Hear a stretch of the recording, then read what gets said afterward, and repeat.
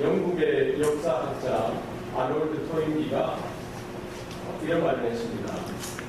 국가의 멸망은 외부에서가 아니라 내부의 분열로부터 시작된다.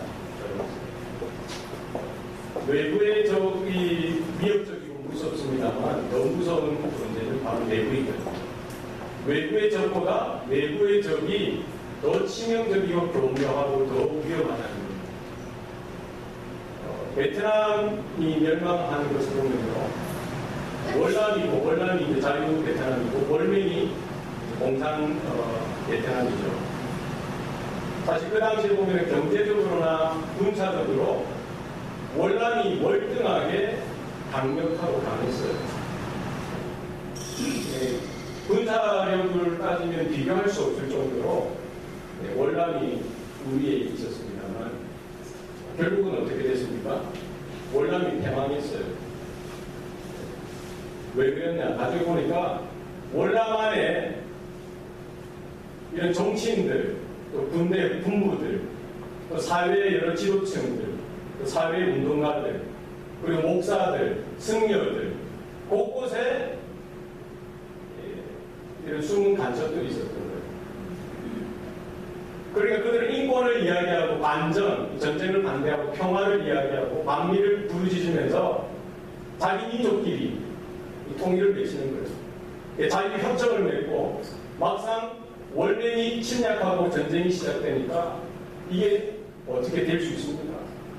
아무리 좋은 전투기가 있으면 뭐합니까? 전투기를 몰고 적을 공격해야 되는데 적이 누구예요? 그 전투기를 가지고 대통령궁으로 쳐들어오는 거예요. 아무리 좋은 군사력이 있고 경제력이 있어도 내부의 적이 있고 내부의 분열이 있으면 결코 이길 수가 없는 거예요. 망하는 것은 당연한 거죠.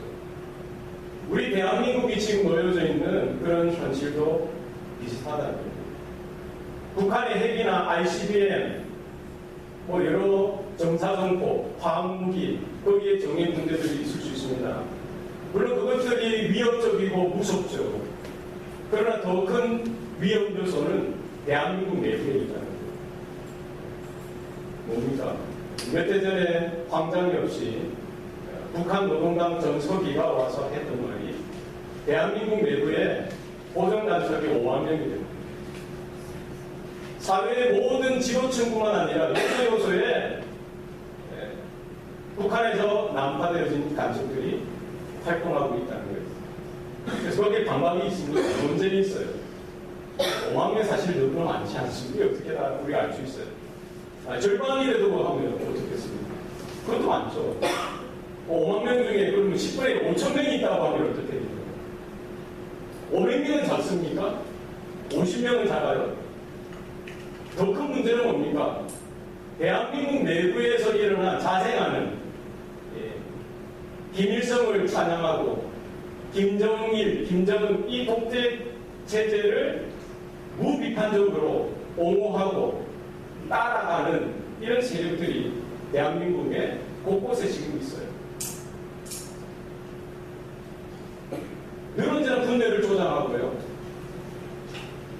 이런 상황 가운데 사실은 적이 누구냐면 나중에 혹여나 하나님께서 우리나라를 불쌍히 여기시고 지켜주셔야 되겠지만 만약에 베트남과 같은 그런 비극적인 결말이 생겨나게 된다면 그것은 북한 자체의 힘보다는 내부의 분열, 내부의 적으로 인해서 그와 같은 비참한 결과가 임하게 될 것이다. 이런 생각입니다. 교회는 어떻습니까? 교회는 어때요? 교회도 외부의 적이 있어요. 외부의 적. 외부의 적이 뭡니까? 악한 사탄 마귀. 공중권세를 잡은 악한 영이 있다는 거예요. 하나님의 창조 이래로 사단 마귀는 하나님의 영광에 대적하고요. 하나님의 권세에 대적하면서 하나님을 공격하지 못하니까 하나님의 형상을 입고 태어난 우리 사람들을 공격하는 거예요. 죄로 꼴감내고 사망 가운데 멸망 가운데 끌고 가는 겁니다. 주님의 보혈로 인침을 받고 구원받은 주님의 몸된 교회를 허무뜨리기 위해서 늘 언제나 여러모로 우리의 약점들을 누구보다 잘 알고 있으니까 공격하고 공략하고 이런 영적인 전쟁을 쉬지 않는 것입니다. 우리는 악한 사단 마귀의 그런 전략과 괴계를 우리는 그냥 두고 보고 있어서는 안 됩니다. 늘 언제나 방어하고 말씀으로, 성령으로, 기도로 무장해야 될 줄로 믿습니다. 외부의 적도 겁나고 위협적이지만 더 큰 위기는 뭡니까? 교회 내부의 적이 있다는 거예요. 네. 외부의 적이 있다는 거. 설마 내 말은 아니겠지? 이런 말이 아니고 우리 교회 내부의 적은 뭡니까? 세속주의라는 거예요. 세속주의. 세속주의는 뭡니까? 세상과 타협하는 거예요. 세상을 닮아가는 겁니다. 그리고는 세상을 더 사랑하게 되어지는 거예요. 초대교회 성도들이 목숨을 걸고 지켰던, 피를 흘리면서까지 지켰던 예수 그리스도의 그 십자가의 진리, 그 구원의 복음을 선뜻 양보하는 거예요. 뭐가 들어오면 세속주의가 흘러오면 하나님의 은혜를 주시고 하나님의 복을 주셔서 하나님의 영광이 그 교회 가운데, 성도의 삶 가운데에 이 부흥의 물결 가운데, 역사 가운데 나타날 수 있습니다. 그런데 언제 교회가 사그라듭니까? 언제 교회가 퇴보되어지고 타락하게 되어집니까? 성도들의 삶이 언제 우리가 타락하게 됩니까? 세속주의가 성도들 가운데 들어오고요, 교회 가운데 들어오게 되면은 이 무장해제가 되어지는 거예요. 세상과 타협하고요, 세상을 따라가고요, 세상을 더 사랑하게 되어진다면 아무리 하나님의 은혜가 크고 하나님의 능력이 우리 가운데 역사한다고 해도 우리는 그 은혜를 지켜내기가 힘들다는 거예요. 여러분, 세상을 주의하시기 바랍니다. 하나님의 영광을, 하나님의 은혜를 구하시기 바랍니다. 우리는 악한 사탄 마귀와도 영적인 전쟁, 영적인 전투를 벌여야 합니다만 내 안에, 우리 교회 안에 이렇게 자생하는, 외부로 흘러들어오는 이 세속주의 물결에 우리가 늘 언제나 깨어서 우리의 자녀들을 지키고 교회를 지키고 성도들을 지켜나가시기를 소원합니다. 하나님의 영광을 구한다고 하지만 사실은 예로 보면 자기의 영광을 구하고 세상의 영광을 구한다는 거예요. 하나님의 뜻을 구한다고 하지만 내 뜻, 나의 꿈, 나의 야망을 교회를 통해서 혹은 이 믿음을 통해서 실현하려고 하는 그런 못된 습성들이 우리 가운데 남아있더라고요. 목회도 그렇게 하시는 분도 있어요. 선교도 그렇게 하시는 분도 있을 수 있어요. 우리 일반 성도들 신앙생활도 그렇게 하실 수 있다는 거예요. 이런 데는 우리 자신을 말씀에 비추어서 돌아보고 악한 사탄 마귀가 무엇이 우리가 약한지 나보다 더 잘 알지 않겠어요? 여러분보다 더 잘 알지 않겠어요? 우리가 자다가도 깰 때라고 했어요. 우리 자신을 말씀에 등불 가운데 두고 진리 가운데 들어서 우리가 하나님께서 원하시는 그 길, 주님께서 걸어가셨던 그 길을 믿음으로 끝까지 온전하게 걸어가는 저와 여러분 될 수 있기를 축원합니다. 예수님께서는 마지막 여정길에 지금 있습니다. 예루살렘으로 지금 올라가고 있어요. 마지막 유월절을 지키기 위해서 지금 제자들과 함께 마지막 여행을 지금 하고 있는 것입니다. 예수님이 가는 길은 그 예루살렘입니다. 예루살렘을 바라보시면서 이 여정을 지금 이어가고 있는 것이죠. 예루살렘 그 영광을 바라보고 가는 것이 아닙니다. 유대 사람들이 생각했듯이 예수님은 메시아로서 정치적이고 군사적인 메시아, 모세와 같이, 다윗과 같이 이스라엘을 로마에서 구원하고 로마 정권을 찬탈시키고 몰아내고 메시아의 왕국, 메시아의 나라를 세우고 거기에 왕으로서 등극하기 위해서 지금 주님은 걸어가시는 것이 아니지요. 그런 세상의 영광을 쫓아서 걸어가시는 것이 아니라 주님은 지금 예루살렘을 보지만 무엇을 바라보고 계시는 거예요?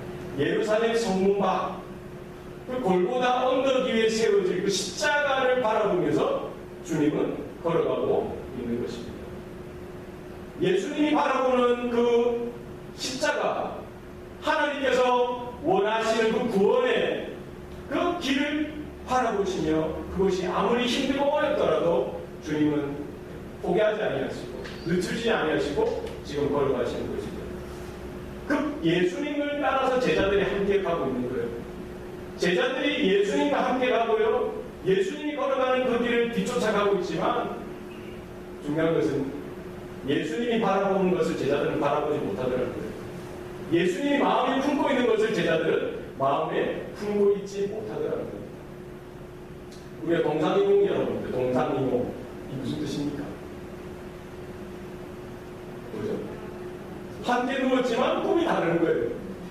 함께 먹고, 함께 입고, 함께 뭔가 일을 도모하지만 서로 생각이 다른 겁니다.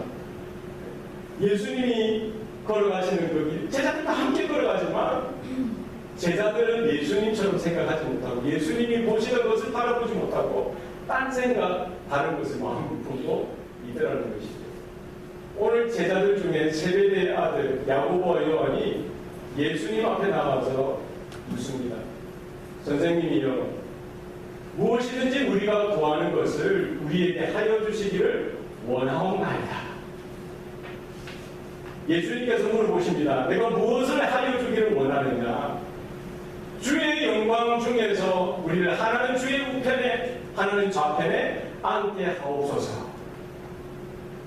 지금 제자들 야고보 요한은 예수님이 걸어가시는 길에 함께 동행하지만 정작 자기들이 원하는 것은 따로 있다는 겁니다. 주의 영광 중에 거하시거든 하나는 우편에 하나는 좌편에 앉게 하옵소서. 지금 예수님은 그 고난의 길, 십자가의 길을 걸어가시면서 제자들에게 이미 3번씩이나 예수님이 제사장들과 장로들과 서기관들에게 넘겨지게 되어지고 버림받아져서 고난을 당하고 십자가의 죽음을 당하게 되어질 것, 그리고 다시 살아나게 되어질 것에 대해서 다 이야기해 주셨는데도 제자들은 깨닫지 못하더라는 거예요. 예수님은 분명히 그 하나님의 영광은 십자가의 너머에 있는 영광을 보신 거예요. 바로 십자가 그 죽으심과 순환 당하시는 그 길을 주님은 걸어가시는데 제자들은 지금 야고보 요한은 뭐예요? 일반 유대인들이 생각했듯이 예수님께서 메시아로 등극하시면 왕이 되시면 바로 그 좌우에 앉아서 영의정으로 자의정으로 함께 세상의 영광과 권세를 누리기를 원했던 것이죠. 오늘 본문에는 나와 있지 않습니다만 같은 병행 구절인 마태복음 20장 20절에 보면은 예수님께 이렇게 구했던 것, 세베대의 두 아들 야고보와 요한이라고 오늘 본문에는 나와 있지만 마태복음 20장에는 야고보와 요한의 어머니가 대신해서 예수님께 구하는 것이 나옵니다. 주여, 주의 나라가 임하시거든 내 두 아들 하나는 주의 우편에 하나는 주의 좌편에 앉게 하여 주옵소서, 이렇게 요청하는 것이죠. 그러면은 야고보와 요한이 예수님께 구했는지 그 어머니가 구했는지 우리 마가와 마태는 좀 다르게 기록하고 있지만 아마 제가 볼 때는 같이 구하지 않았겠어요. 어머니의 생각이 누구의 생각이에요? 자녀들의 생각인 거예요. 그래서 우리 한국에도 그렇고 미국에도 뭐가 있습니까? 치맛바람이 있죠. 특히 한국 엄마들 지나가면 치맛바람이 있어야 된다. 왜 치맛바람이 일어납니까? 누구를 위해서 일어나요? 자기 자식. 내 자식만큼은 잘 됐으면 좋겠다. 선생님 찾아가고 학교 찾아가고 하는데 치맛바람의 원조가 언제부터 시작됐어요? 야고보와 요한의 어머니가 치맛바람의 원조였더라고요. 그러니까 예수님을 따라가고요, 예수님을 믿고 예수님의 제자로 나가지만 그 어머니의 생각은 또 다른 데 있었던 거예요. 내 자식만큼은 예수님이 메시아로 등극하시면은 그 높은 자리 하나는 찾아야 되지 않느냐. 그런 영향을 또 야고보와 요한도 받았을 때 있죠. 뿐만 아니라 그 두 제자만의 문제가 아니라 오늘 41절에 보면은 10제자가 야고보와 요한에게 뭘 했다고 나와 있습니까? 화를 냈다고 했어요. 지금 예수님과 야고보와 요한의 대화를 듣고 그 옆에 있는 10명의 제자들도 화를 냈다는 거예요. 왜 화를 냈겠어요? 왜 화가 났겠어요? 선수를 빼앗겼기 때문에 화가 났겠죠. 불공정하다는 거예요. 빼앗지 못하다는 거예요. 좀 이야기를 나누고 좀 규칙을 정해서 경쟁해야 되는데 자기들이 전혀 생각하지 못했을 때 야고보 요한이 치고 나와가지고 예수님께 먼저 달려들었다는 거죠. 예수님, 우리를 봐주세요. 특별히 예수님께서는 베드로와 야고보 요한을 특별하게 사랑했어요. 물론 12명의 제자를 다 모두 사랑하셨지만 특별히 베드로와 야고보 요한 이 세 제자를 아끼셨던 것 같습니다. 그래서 특별한 사역이 있을 때에는 이 세 명의 제자들을 동행하고 함께 데리고 가셨던 것을 볼 수가 있습니다. 베드로의 장모가 열병에 걸려 이렇게 힘들어할 때 다른 제자들은 밖에 있게 하시고 베드로와 야고보 요한을 데리고 들어가셨던 거예요. 회당장 야이로의 딸이 죽었을 때도 어떻게 이 세 명의 제자를 데리고 예수님이 그 현장에 들어가셨던 것을 볼 수가 있습니다. 그리고 변화산에 올라가셨을 때도 누구를 데리고 가셨어요? 베드로와 야고보와 요한을 데리고 가셨어요. 예수님께서 마지막 십자가를 지시기 전날 밤에도 그 겟세마네 동산에서 땀방울이 핏방울처럼 이렇게 바뀔 정도로 간절하게 기도하는 그때 누구를 데리고 가셨어요? 베드로와 야고보와 요한을 데리고 가셨던 것을 볼 수 있습니다. 그만큼 인정받을 만하죠. 그리고 베드로, 야고보 요한의 어머니가 이제 예수님의 모친 마리아와 자매의 관계이기 때문에 사실은 사촌지간이죠. 베드로 야고보. 어쨌든 이 야고보와 요한이 생각할 때는 예수님을 따랐고 예수님과 함께했기 때문에 잠시 예수님이 영광 중에 거하게 되면 자기들이 한 자리를 얻게 되어질 대해 그 마음이 있었던 것입니다. 물론 그들은 주님의 영광, 하나님의 영광이라는 말을 했지만 결국 그 영광이라는 하나님의 영광, 주님의 영광이라는 것이 이게 하나하나 벗겨보는 누구의 영광을 구하는데 자기의 영광, 세상의 영광을 더 도와드라는 것이죠. 우리 대한민국에 처음 복음이 전해졌을 때, 100여 년 전에 조선이었을 때죠. 조선 땅에 복음이 전해졌을 때는 그때 당시에는 이제 식자층들, 지식인들이 기독교를 받아들였어요. 그때 지식인들이 기독교를 받아들인 것은 기독교의 구원에 대한 도리를 다 이해했기 때문이 아니라 그때는 이제 하나의 나라를 계몽하고 사회를 변혁하고 개혁하는 수단으로서 기독교를 받아들였던 것이죠. 그래서 우리 민중들을 계몽하고 개혁하는 사회를 변혁시키는 거기에 도움을 받기 위해서 기독교를 이렇게 받아들였던 것입니다. 그 이후에 선교사들이 들어가고 나서 동네 방네 다니면서 전도를 하고 선교를 할 때에 복음을 전합니다. 복음을 돌이키고 예수를 나의 주 나의 하나님으로 믿고 고백할 때에 하나님의 자녀가 되어지고 영생을 구원에 대해서 분명하게 복음을 전했던 것입니다. 하나님의 은혜로 이 대한민국의 100여 년의 기독교 역사 가운데 큰 부흥이 일어났던 것은 사실입니다. 그런데 언젠가 모르게 이 교회 가운데 뭐가 들어왔어요? 뭐가 나타나기 시작합니까? 기복신앙이 나타납니다. 기복신앙. 그러니까 예수 믿으면 복 받는다. 그러니까 구원이 뭐로 바뀌었어요? 복으로 바뀌는 거예요. 물론 우리가 예수 믿고 하나님의 자녀로서 믿음으로 살아가면 하나님께서 복을 주시는 줄로 믿습니다. 하나님께서 축복하세요. 그러나 기복신앙은 뭐예요? 복만을 구하는 신앙이에요. 예수, 구원, 하나님 나라 이전에 이 땅에서 내가 잘 살고 잘 되는 것, 내가 성공하고 출세하는 것, 이것이 더 주안점, 강조점인 것이죠. 기복신앙. 우리 예전에 할머니, 그 할머니 이전에 할머니 시절에 뭘 하셨습니까? 집 뒷뜰에다가 새벽 일찍 일어나서 옷을 깨끗하게 갈아입고 깨끗한 천물을 떠서 장독대 위에 올려놓고는 뭘 합니까? 발을 보고 비나이다 비나이다 비나이다 장사 나간 내 서방 큰 돈 벌고 안전하게 돌아올 수 있도록 비나이다 비나이다 내 사랑하는 아들 공부하는데 장원 급제할 수 있도록 도와주세요. 비나이다 비나이다 누구 몇째 지금 몸이 아픈데 아프지 않도록 건강하도록 비나이다 비나이다 이런 기복신앙이 어디에 들어온 거예요? 교회에 들어오게 되는 거죠. 뿐만 아니라 미국에 있습니다. 미국에서 프라스페리티 가스펠, 번영신학 이렇게 들어와서 이게 섞여서 강단의 메시지가 교회에 대해 정말 복음의 메시지가 조금씩 변질되어져서 죄를 지적하고 지옥에 대해서 하나님의 심판에 대해서 그리고 하나님의 구원에 대해서 생명에 대해서 영생에 대해서 선포되어질 메시지가 변형되는 거예요. 예수 믿으면 병 낫고 예수 믿으면 성공하고 복 받는다. 여기만 강조가 되습니다. 아마 예수님의 제자들도 처음에 예수님을 따라갔을 때는 모든 것을 버리고 예수님을 따랐지 않았겠어요. 자신의 돈 버는 수단, 모든 직업들 다 버리고 예수님을 따랐어요. 내가 너를 사랑하는 어부가 되게 하리라. 그 말씀을 쫓아서. 예수님의 메시지가 뭐였습니까? 회개하라. 천국이 가까이 왔느니라. 회개하면서도 하나님께 돌이키는 삶.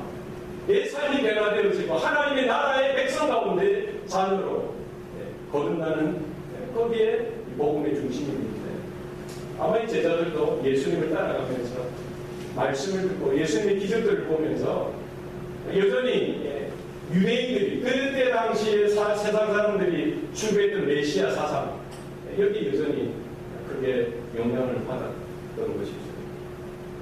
예수님께서 병자들을 고치고요 500명으로 5,000명을 먹이시고 이런 기적들을 볼 때에 예수님이라면 나의 원하는 것 다 이루어 주실 수 있을 거예요.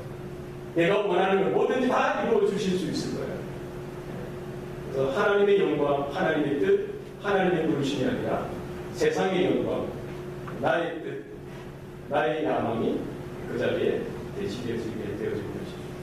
그래서 야고보와 요한이 예수님 앞에 나가서 뭐라고 요청합니까? 뭐라고 이야기합니까? 무엇이든지 우리가 구하는 것을 우리에게 하여 주시기를 원하옵나이다. 이것이 야고보와 요한의 요청이요, 기도요. 뿐만 아니라 다른 10명의 제자들의 똑같은 바램이 된 것입니다. 저와 여러분은 어떻습니까? 우리 예수님을 믿고 예수님을 따라간다고 하는데 정작 예수님이 바라보시는 그것을 바라보지 못하고 예수님이 마음에 품으시는 그것을 우리도 마음에 품지 못하고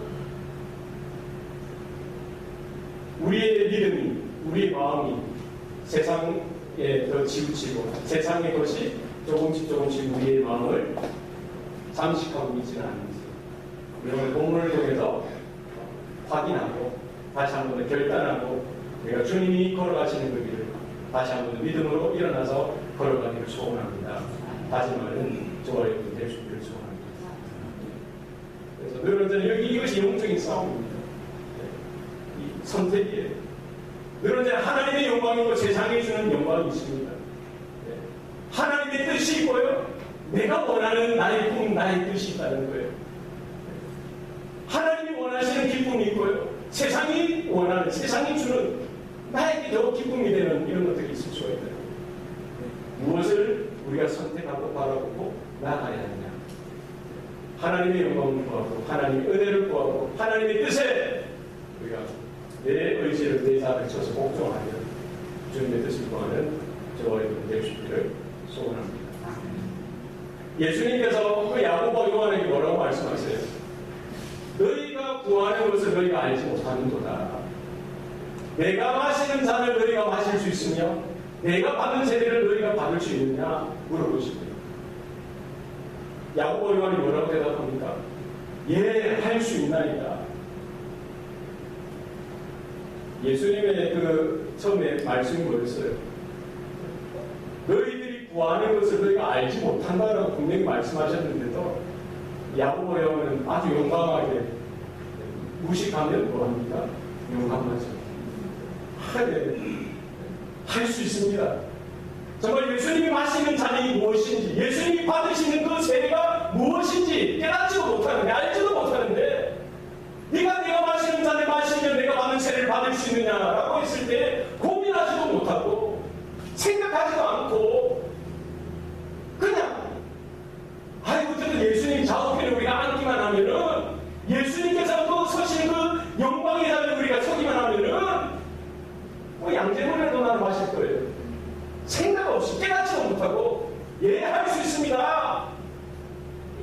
어리석은 것이 그 제자들이요 저와 여러분들이 있는 것이죠.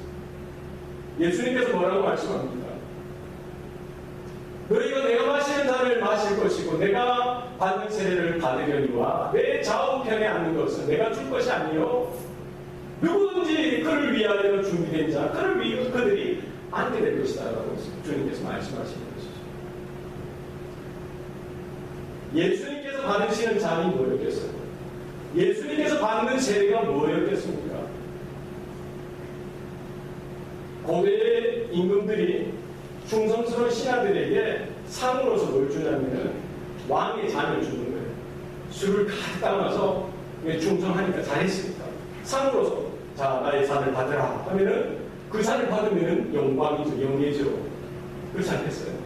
그러나 구약 성경에서 나오는 하나님의 잔, 이것은 고난의 잔이에요. 고난의 잔, 징벌의 잔, 심판의 잔이라고요. 주님께서 골고다 그 십자가에 죽으시기 전날 밤 겟세마네 동산에서 그렇게 사력을 다하여 기도하였던 것이 뭡니까? 땀방울이 핏방울이 될 정도로 3번씩이나 하나님 아버지 앞에 기도했던 것이 뭐예요? 아버지여 원하시면 이 잔을 내게서 지나가게 하옵소서. 그러나 나의 원대로 하지 마옵시고 아버지의 원대로 되기를 원하나이다. 주님이 받으셔야만 했던 잔, 그게 뭡니까? 바로 고난의 잔. 십자가에서 죽으셔야만 했던 그것이죠. 예수님은 그 십자가를 향해서 올라가시는데 세상 죄를 지고 가는 하나님의 어린 양으로서 올라가십니다. 하나님께서 죄를 심판하시고 징벌하셔야 되는데 예수님께서 그 자리에서 모든 인류의 죄를 짊어지시고 우리들, 저와 여러분들을 대신해서 그 죄의 형벌을 받으시는 거예요. 하나님의 그 죄를 향하신 지독하신 그 진노의 자리 그 위에 두어지는 거예요. 하나님의 심판이 그 가운데 임하는 겁니다. 예수님께서 육체적인 고통과 여러 수치와 그 죽으심의 그 고통, 고난도 힘드셨겠지만 더 힘든 것은 뭡니까? 하나님의 진노로 인하여, 하나님의 심판으로 인하여, 십자가 죽으심으로 인하여 하나님의 그 관계가 끊어지는 거예요. 하나님의 외면, 하나님께서 아버지께서 외면하시는 거예요. 3일 동안 그 지옥까지 떨어져서 하나님의 은혜로, 하나님의 임재로부터 끊어져서 외면당하고 원해당하는 고통당하는 것이 더 컸던 것이죠. 예수님이 받으시는 세례는 뭡니까? 세례는 예수님이 요단강에서 세례 받으실 때 이렇게 베티즘, 밥티즘하이. 그러니까 우리는 이제 스프링클, 우리는 물을 이렇게 뿌려서 세례를 줍니다만 사실은 베티즘, 밥티즘하이. 강이 있으면요, 호수가 있으면 거기에서 어디까지 들어가야 되는 거예요? 우리 머리까지 다 들어가요. 잠기는, 이 잠긴다는 건 뭡니까? 물속에 빠진다는 건 뭐예요? 죽는다는 거예요. 죽는다는 거예요. 그래서 죽음을 이야기합니다. 다시 나오는 건 뭐예요? 살아나는 것을 이야기합니다. 예수님이 받으시는 세례를 보면 십자가에서 죽으시는 그 죽으심을 이야기하는 것이죠. 예수님께서 그 제자들에게 네가 내가 받는 그 잔을, 내가 마시는 잔을 마시면 내가 받는 세례를 너희들이 받을 수 있겠느냐? 라고 물으셨을 때 그들이 용감하게 예, 할 수 있습니다. 그래도 다 깨닫지 못하고 알지도 못하면서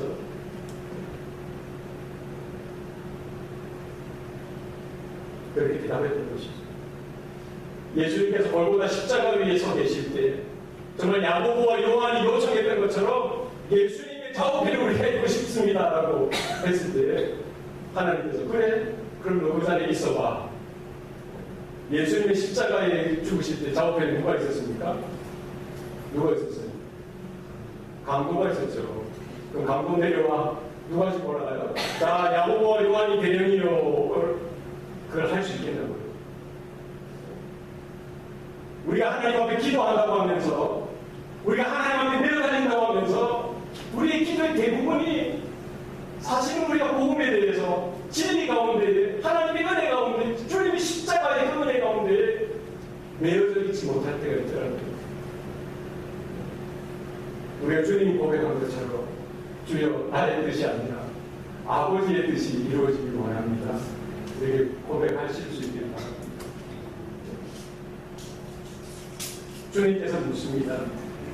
내가 마시는 잔을 마시며 내가 받는 세례를 받을 수 있느냐? 이 말은 뭡니까? 너희가 내가 받는 이 고난과 이런 죽음 가운데 동참할 수 있겠느냐? 라고 묻시는 거예요. 그때 당시에는 이 제자들이 다 알 수 없어요. 깨닫지 못했어요. 무턱대고 할 수 있습니다 라고 했지만 예수님이 말씀하신 대로 너희가 내가 마시는 잔을 마시게 될 것이고 내가 받는 세례를 너희가 받게 될 것이다 라고 말씀하셨던 이 예언의 말씀이 언제 이루어집니까? 예수님이 십자가를 지시고 죽으시고 부활하시고 승천하신 이후에 제자들이 또다시 하나님의 성령으로 충만함을 받고 주님의 몸된 교회로 사역자로 사역할 때에 하나하나 이루어지는 거예요.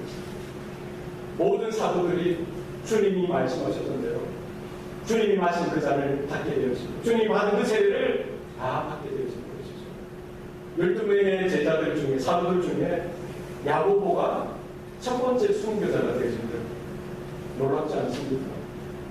헤롯이 초대교회를 핍박하고 성도들을 죽일 때에 야고보가 그 칼에 맞아서 죽임을 당하게 되었습니다. 그 예루살렘 교회를 향해서 이러한 핍박이 번져가게 되었습니다. 요한은 가장 오래 살았어요. 가장 오래 살아서 96세에 반모섬의 유배를 가게 되었고 마지막까지 100세가 넘기까지 살면서 성령께서 그에게 환상을 보여주시고 은혜로 그의 눈을 열어주시자 요한계시록을 기록하게 되었습니다. 그리고 마지막 초대교회 성도들이 예수님께서 마시셨던 그 고난의 잔을 마시고 예수님이 받으셨던 그 세례를 받는 핍박과 환난의 그런 현장들을 끝까지 목도하고 바라보고 이 모든 것들을 계시록으로 남겼던 그 자리에 있었던 것이죠. 주님께서 이 아침에 저와 여러분을 향해서 동일하게 물으시는 줄로 믿습니다. 너희는 내가 마시는 잔을 마시고 내가 받는 세례를 받을 수 있느냐 라고 물으실 때에 여러분 뭐라고 응답하시겠어요? 예 주님이 걸어가셨던 그 길 저도 함께 가겠습니다. 이렇게 고백했으면 좋겠습니다. 주님이 지셨던 그 십자가 저도 달게 지겠습니다.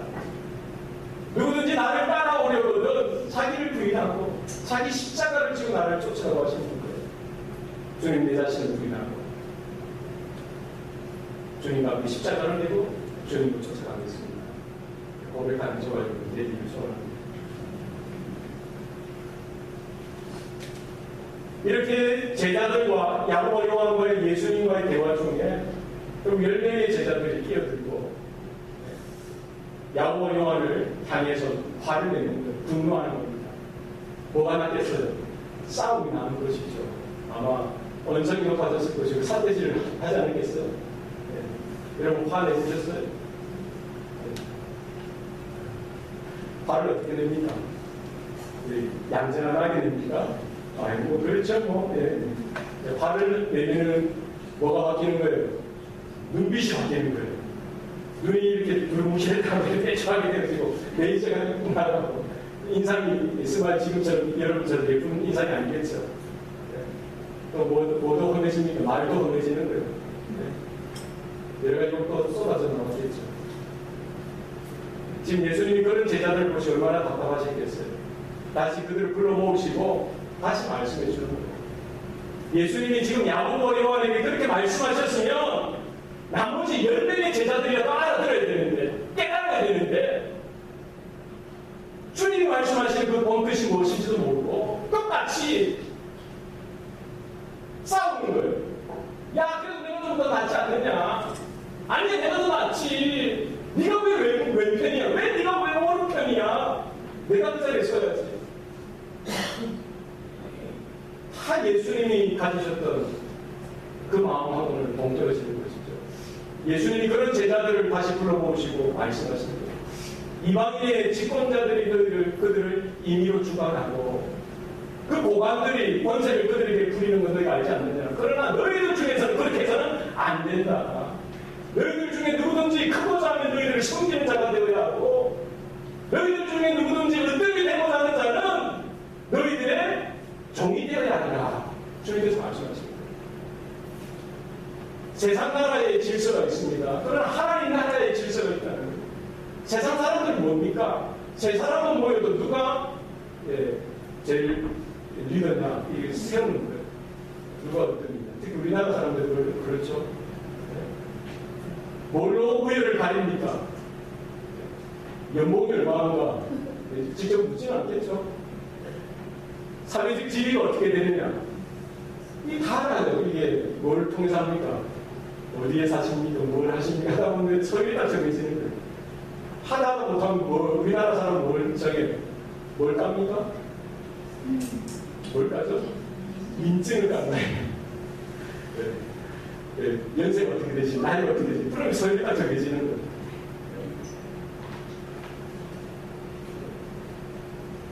니체가 이야기했듯이 인생의 생존 본능은 권력의지에 있다고 합니다. 권력의지. 누가 다스리는 자냐. 우리 가정에 보면요, 부부간에 왜 싸움이 나고 왜 불화가 생기고 가정에 어려움이 왜 생깁니까? 누가 위에 있느냐는 거죠. 누가 위에 있느냐. 직장도 마찬가지예요. 큰 직장은 큰 직장대로, 작은 직장은 작은 직장대로 뭐가 있는 줄 아세요? 라인이 다 있어요. 라인. 김 부장 라인이냐, 박 부장 라인이냐. 결국 누가 높은 자리, 누가 더 위에 있느냐 이걸 따지는 거예요. 교회에도 뭐가 있습니까? 교회도. 평화로울 때는 몰라요. 그러나 이슈가 생기고 문제가 생기면은 이게 기득권 뭐 이런 게 생기고 갈등이 생기고 누가 위에 있냐, 누가 먼저냐 이 따지는 거예요. 이 제자들이 그래요. 예수님이 그 제자들을 불러모으시고 말씀하시는 거예요.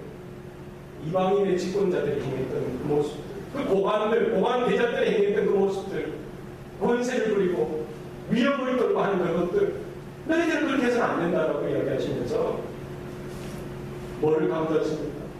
너희들의 큰 자가 되기 위해서는 섬기는 자가 되고 으뜸이 되고자 하거든 종이 되어야 한다고 주님이 말씀하십니다. 주님이 말씀으로만 하신 것이 아니라 주님은 무엇으로 보여주신 거예요? 삶으로, 행함으로 그들에게 보여주셨던 것입니다. 오늘 45절 첫 글자가 뭡니까? 첫 글자는 뭐죠? 인자가 온 것은 섬김을 받으려 함이 아니라 노력하려 함이라 라고 했어요.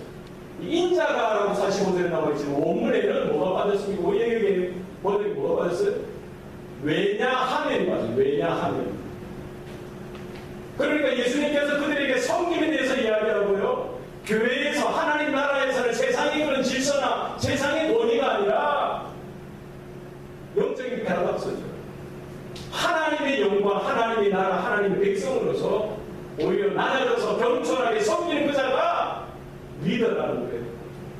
목자는 뭡니까? 양들을 섬기는 거예요. 아낌없이 섬기는 겁니다. 누가 하셨듯이요? 예수님께서 하셨듯이. 왜냐하면 인자가 온 것은 섬김을 받으려 함이 아니라 도리어 섬기기 위해서 주님께서 오셨다는 거예요. 주님께서 마지막 날 밤에 제자들의 그 냄새나는 발을 하나하나 씻겨주셨죠. 그리고 제자들에게 뭐라고 말씀하십니까? 주여 선생님, 내가 너희들의 발을 씻겼던 것처럼 너희들도 서로 발을 씻어주어라라고 말씀합니다. 예수님이 끝까지 낮아지셨듯이 저도 그리고 여러분도 낮아질 수 있기를 소원합니다. 여러분 가정에서도 낮아지기 바랍니다. 직장에서도 낮아지시고 교회에서도 한없이 낮아지셔서 주님만 홀로 영광 받으시는 내가 있기를 소원합니다. 성도는 예수님의 제자입니다. 제자는 예수님을 따라가는 사람들이에요. 주일만 따라가는 그런 삶이 아니라 언제 따라갑니까? 날마다 고백적인 우리 신앙 인기 가운데 있어야 주로 있습니다. 주일만 하루 주일 성수라고 하는데 교회 예배드리면 그것으로만 계세가 안 됩니다. 그것을 뭐라고 합니까? 썬데이 크리스찬이라고 하죠. 그 미국에서는 썬데이 크리스찬도 대단한 겁니다. 그렇죠? 주일날 교회에 이렇게 나오시면 얼마나 대단하고요. 그거 아주 귀한 겁니다. 그러나 거기에 머물러서는 안 됩니다. 그래서 날마다 주님을 따라가는 저와 여러분 되시기 바랍니다. 어저께 어떤 미국 분하고 이야기를 할 기회가 생겼는데 제가 이렇게 목사라고 이렇게 이야기하고 그렇게 관심이 있어서 물어보고 뭐 이런저런 이야기 하다가 제가 그분들 이제 뭐 신앙이 있다고 하는데 어떻게 주일날 교회는 나가시니까 이러니까 이러면서 이러면서 혹시 저는 자기는 CEO 크리스찬이라고 해요. 그래서 저는 썬데이 크리스찬 들어봤는데 CEO 크리스찬은 뭔가 야 이분이 좀 대기업을 하시는 크리스찬인가? 여러분 CEO 크리스찬이 뭔지 아세요? 네? 뭐라고요? CEO 크리스찬. 저는 썬데이 크리스찬은 CEO 크리스찬이 자기가 뭡니까 이랬더니 크리스마스 이스터 올리 크리스찬. 예, 제가 새로운 지식을 받았습니다. 미국에서 살면서 물론 성탄절, 부활절에만 교회 나가는 것도 귀한 일이죠. 주일에만 또 주일이라도 교회 나오시는 것도 대단한 일이죠. 그러나 주님께서 지금 예루살렘으로 올라가시면서 그 제자들 향해서 너희는 내가 마시는 잔을 마실 수 있겠느냐, 내가 받는 세례를 너희도 받을 수 있겠느냐 물으시는 것은 우리 날마다의 삶 가운데 매 순간 주님을 따라가고 주님과 함께하고 주님이 걸으셨던 그 길을 끝까지 쫓아오지 않겠느냐라고 물으시는 줄로 믿습니다. 그건 물으시면 안 돼요. 주님 저는 부족합니다. 연약합니다. 너무나 많이 흔들리고 부족하지만 제가 주님을 따라가겠습니다. 주님이 걸으셨던 그 길을 쫓아가겠습니다. 십자가에 넘어서 하늘의 영광을 바라보고 그 보좌를 향해서 주님 끝까지 순종하며 나아가는 리얼 크리스찬 되기를 원합니다. 이와 같은 고백이 이 시간 저와 여러분 가운데 있기를 소원합니다. 기도하시겠습니다. 살아계신 아버지 하나님, 오늘도 우리에게 생명 주시고 구원의 은혜를 들어주시니 감사합니다. 우리에게 믿음이 있다고 하지만 이 믿음대로 살기가 너무나 힘든 세상입니다. 하나님의 영광을 이야기하고 하나님의 나라를 이야기하며 구원을 이야기하지만 하나님의 영광에 맞는 삶을 살아드린 적이 너무나 부족하고 또 없었을 때가 너무나 많았다는 것을 고백합니다. 하나님이여, 날마다 자기를 부인하고 나에게 허락하신 그 십자가를 지고 주님을 쫓아갈 수 있도록 성령의 능력을 부어주시고 은혜를 더하여 주시옵소서. 하나님, 언제 닥칠지 모르는 그 환난의 때, 고난의 때를 이 평안한 이 시점에 우리의 믿음을 확인하고 준비하여 하나님의 부르신, 주님의 부르신 끝까지 쫓아갈 수 있도록 도와주시옵소서. 하나님의 영광만을 구하게 하시고 그 어떤 환난과 고난이 몰아닥쳐도 우리의 믿음을 굳건히 지키게 하시며 주님과 같이 낮은 데 거하며 교회를 섬기며 영혼들을 섬기며 아름다운 헌신 우리 가운데 다시금 일어날 수 있도록 축복하여 주시옵소서. 모든 것 감사드리고 예수님의 이름으로 기도합니다. 아멘.